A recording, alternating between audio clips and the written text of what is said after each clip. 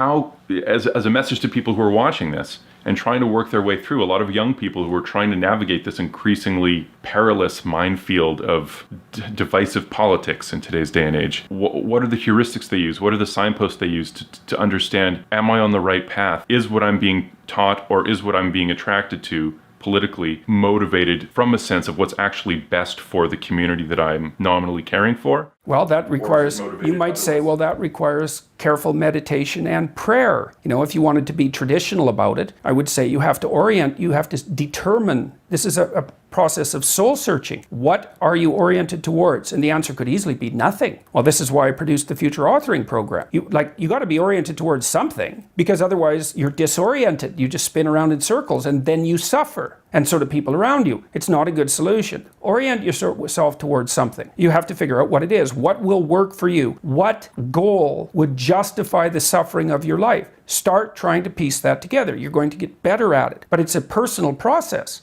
And you should use your education to inform that. So you need a personal place to stand, because otherwise you're going to be handed a place to stand on a plate. And it may be one that makes you a puppet of someone else's goals. So I would say, you know, what are the processes? Well, I think what I've recommended to people is clean up your room. That's a good start. Organize your local landscape. Schedule your time. Start taking control of yourself. See if you can stop saying things you know to be lies. That's not the same as telling the truth. You don't get to do that to begin with because you're not good enough at it to even attempt it in some sense.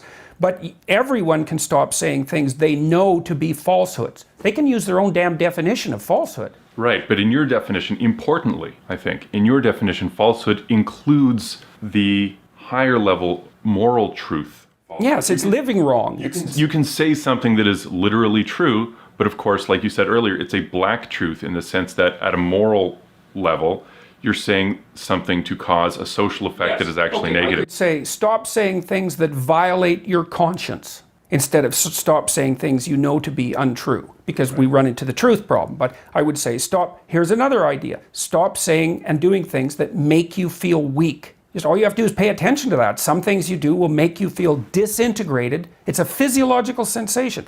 Disintegrated and weak. It's something that Carl Rogers commented on.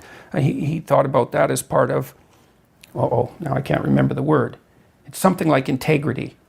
But that isn't the word he used. But some things improve your integrity and some things disintegrate you.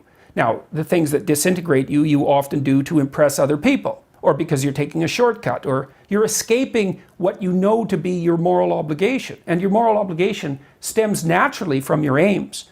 Like once you have aims, you have moral obligations. They come together because the moral obligation is what you need to do in order to obtain the aim. So, and if you don't have an aim, well then you're aimless, so that's not a solution. So along with the aims come the moral obligations. Then when you violate the moral obligations, you'll have a sense of that violation. It's like, well, you have to stop doing that. Or that's something you could do. You don't have to. You don't have to do any of this. But I would say that's where people should start. You start small. It's not small. You think it's small. It's not small. I had a girl come up to me last night at the end of my talk, and this happens all the time. She said, I started cleaning up my room last year and it completely changed my life. She said, your room is an externalization of your mind. And that's right. That's exactly true. To the degree that you're in your room, the room is you. Now, that isn't how people think, but that's okay. It doesn't matter if they think that way. That's how it is. So straighten up what you can straighten up and quit saying things that make you feel weak. And then you'll know what to do next.